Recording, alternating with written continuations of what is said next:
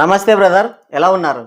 Mega power star Ram Charan నటించిన Peddi cinema నుంచి రై రై రారా అనే సెకండ్ సింగిల్ అయితే రిలీజ్ అయింది. చిక్రీ చిక్రీ సాంగ్ తర్వాత ఇది రెండో సాంగ్ అనమాట. అయితే ఈ సాంగ్ రిలీజ్ అయిన రోజే నేను దానికి రివ్యూ కూడా చెప్పాను. అసలు సాంగ్ బాగోలేదు, చండాలంగా ఉంది, దరిద్రంగా ఉంది, వినలేము చూడలేము అని నేను ఎక్కడా చెప్పలేదు. అసలు దాని గురించి నేను పాజిటివ్స్ అండ్ నెగిటివ్స్ రెండు కూడా చెప్పాను. పాజిటివ్స్ ఏమని చెప్పాను, సాంగ్ బాగుంది, పర్వాలేదు. తర్వాత వచ్చేసి లిరిక్స్ కూడా చాలా బాగున్నాయి, మోటివేషనల్గా ఉన్నాయి, మెసేజ్ ఇచ్చే విధంగా ఉన్నాయి. ఆ తర్వాత రామ్ చరణ్ గారి డ్యాన్స్ అయితే చాలా బాగుంది, నెక్స్ట్ లెవెల్లో ఉంది. ఆయన డ్యాన్స్ కూడా చాలా స్పీడ్గా వేశాడని చెప్పాను. ఇక నెగిటివ్స్ వచ్చేసి ఏం చెప్పాను, ఇంకో విషయం పాజిటివ్స్లోనే ఇంకేం చెప్పానంటే ఈ సాంగ్ వచ్చేసి స్లో పాయిజన్ లాగా ఎక్కేస్తుంది. 1-2 సార్లు కాకుండా వినంగా ఎక్కేస్తుంది సాంగు. ఇప్పుడు మనం మొబైల్లో చూస్తుంటే మనకు ఆ విధంగా అనిపించి ఉండొచ్చు, కానీ రేపు థియేటర్స్లో మాత్రం ఈ సాంగ్ అయితే బ్లాస్ట్ అవుతుంది. రామ్ చరణ్ గారి డ్యాన్సు, ఆ లిరిక్స్, ఆ బీజిఎం, ఏఆర్ రెహమాన్ గారి వాయిస్ థియేటర్లో నెక్స్ట్ లెవెల్లో ఉంటుందని కూడా చెప్పాను. ఇవన్నీ పాజిటివ్స్. ఇక నెగిటివ్స్ ఏం చెప్పాను, ఈ సాంగ్ని పాడినటువంటి ఏఆర్ రెహమాన్ గారి వాయిస్ అయితే సరిగ్గా సెట్ అవ్వలేదు. అంటే ఆయనకు తెలుగు సరిగ్గా రాదు. హమ్ చేసేటప్పుడు పాడేటప్పుడు ఆయన చాలా పదాలు మింగేస్తున్నాడు. ఆయన పాడిన విధానం సరిగ్గా లేదు అని చెప్పాను. ఆయన కాకుండా వేరే ఎవరైనా సింగర్ అయి ఉంటే చాలా బాగుండేది అని చెప్పాను. ఇంకో విషయం ఏం చెప్పాను, రామ్ చరణ్ గారి డ్యాన్స్ చాలా స్పీడ్గా ఉంది కానీ గ్రేస్ మాత్రం కనిపించలేదని చెప్పాను. సరే, ఇప్పుడు నిజం మాట్లాడుకుందాం. దానిలో తప్పేముంది? అక్కడ డ్యాన్స్ వేసేటప్పుడు నాకు జానీ మాస్టర్ మాత్రమే కనిపించాడు. మరి డూబ్ను వాడారో లేదంటే ఏమో మనకైతే తెలీదు. సో రామ్ చరణ్ గారి గ్రేస్ అయితే కనిపించలేదు. ఇప్పుడు ఎవడు సినిమాలో చాలా సాంగ్స్ ఉన్నాయి, అలాగే ఆయన డ్యాన్స్ వేసిన చాలా సినిమాలు ఉన్నాయి. రంగస్థలం కావచ్చు, అలాగే ఎవడు సినిమా కావచ్చు, చిరుత కావచ్చు, అక్కడంతా కూడా ఎలాంటి గ్రేస్ ఉంటుంది, ఆయన డ్యాన్స్ వేసేటప్పుడు ఎలా ఉంటుంది, కానీ ఇక్కడ డ్యాన్స్ వేసేటప్పుడు ఎలా ఉంది. నాకు మాత్రం జానీ మాస్టర్ మాత్రమే కనిపించాడు. నేను అదే విషయాన్ని చెప్పాను, దాంట్లో తప్పేముంది. సో పాజిటివ్స్ అండ్ నెగిటివ్స్ రెండు కూడా చెప్పాను. అలాంటప్పుడు కింద ఎందుకు కామెంట్ సెక్షన్లో ఏడవడం?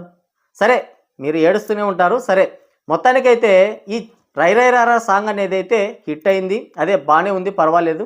అయితే హిట్ అయిన సాంగ్కి అంటే యావరేజ్ టాక్ వచ్చిన దానికి సాంగ్కి పర్వాలేదు అన్నట్టుగానే వినిపించింది. మరి బాగోలేదు, చండాలంగా ఉంది అని ఎక్కడ ఎవరు అనలేదు, నేను కూడా వినలేదు. సో యావరేజ్ టాక్ వచ్చింది ఆ సాంగ్ అయితే. ఈ సాంగ్ మాత్రం బాగానే ఉంది, పర్వాలేదు. అయితే ఈ సాంగ్కి కూడా ఫేక్ వ్యూస్ మాత్రం వేసుకున్నారు.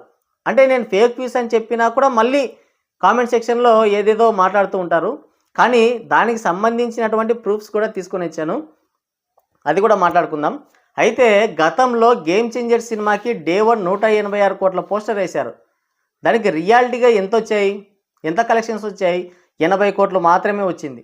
లాంగ్ రన్లో కూడా ఆ డే 1 పోస్టర్లో వేసిన కలెక్షన్స్ రాబట్టలేకపోయాడు రామ్ చరణ్.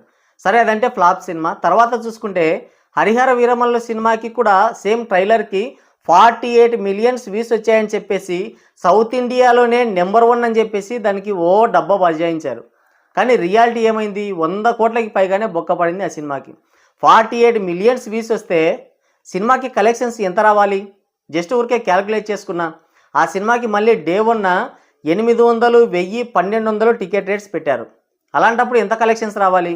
సరే, అది కూడా పక్కకు తీసేయండి.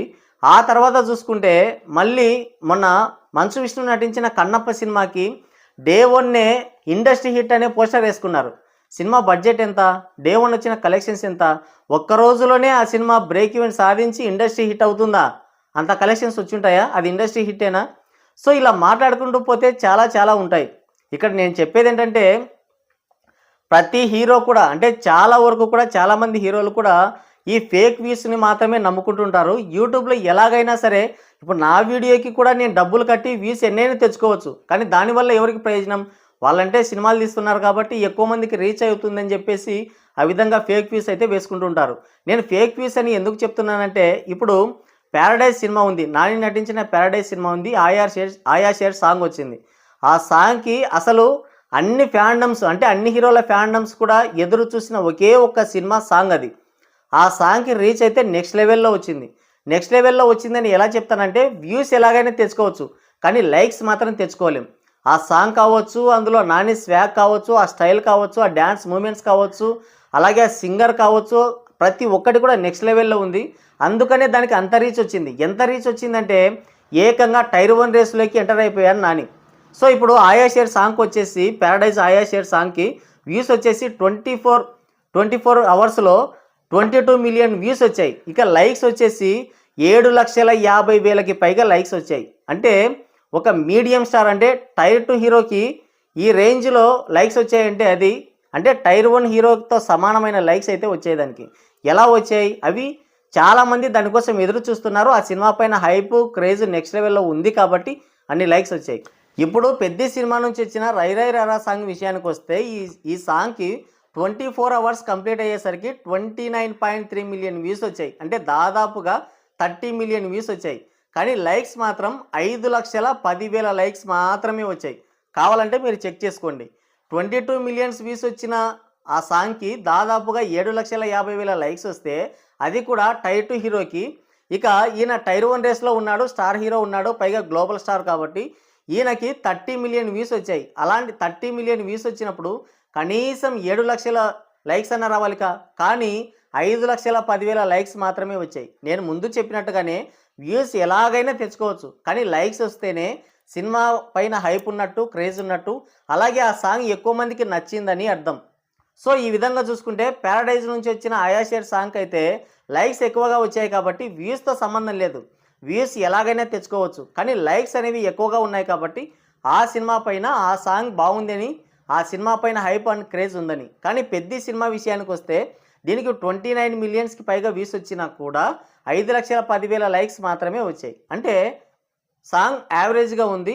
నేను ముందుగా చెప్పినట్టుగా, నేను పాజిటివ్స్లో చెప్పినట్టుగానే సాంగ్ అనేది యావరేజ్గా ఉంది, పర్వాలేదు, ఒకసారి చూసే విధంగా ఉంది కాబట్టి కేవలం 24 అవర్స్లో ఆ లైక్స్ మాత్రం వచ్చాయి. ఇంకో విషయం ఏంటంటే ఫేక్ వ్యూస్ అని. ఎలా అంటే ఈ సాంగ్ రిలీజ్ అయిన 15 గంటల తర్వాత చూస్తే దీనికి కేవలం 12 మిలియన్ల వ్యూస్ మాత్రమే ఉన్నాయి.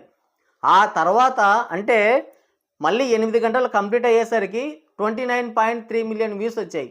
మళ్ళీ మరుసటి రోజు చూసుకుంటే, రెండో రోజు చూసుకుంటే కేవలం 2 మిలియన్ల వ్యూస్ మాత్రమే కనిపించాయి ఎక్స్ట్రా. అంటే 32 మిలియన్ల వ్యూస్ మాత్రమే కనిపించాయి. అంటే సినిమా సాంగ్ పైన హైప్ ఉన్నట్ట, సినిమా పైన హైప్ ఉన్నట్ట లేనట్ట. అంటే మొదటి రోజు వచ్చేసి ఏంటంటే ఫేక్ వ్యూస్ వేసుకొని దాన్ని పుష్ చేశారు. అది ఎక్కువ మందికి రీచ్ అవ్వాలి, సినిమా వస్తుందన్న విషయం చాలామందికి తెలియాలి కాబట్టి ఆ విధంగా చేసుకుంటారు. ఒక రామ్ చరణ్ గారు చేస్తారని మాత్రం కాదు, ప్రతి హీరో కూడా చేసే పనే ఇది. కానీ లైక్స్ ఎక్కువగా వచ్చినప్పుడే సినిమా పైన హైప్ ఉన్నట్టు, సాంగ్ బాగున్నట్టు లెక్క. మరి పెద్ద సినిమాకి అయితే 5,10,000 లైక్స్ మాత్రమే వచ్చాయి, వ్యూస్ మాత్రం 30 మిలియన్ల వ్యూస్ అయితే వచ్చాయి. మరి ఫేక్ వ్యూస్ అంటారా లేదంటే రియల్ వ్యూస్ అంటారా? మీ అభిప్రాయం ఏంటో కింద కామెంట్ చేయండి.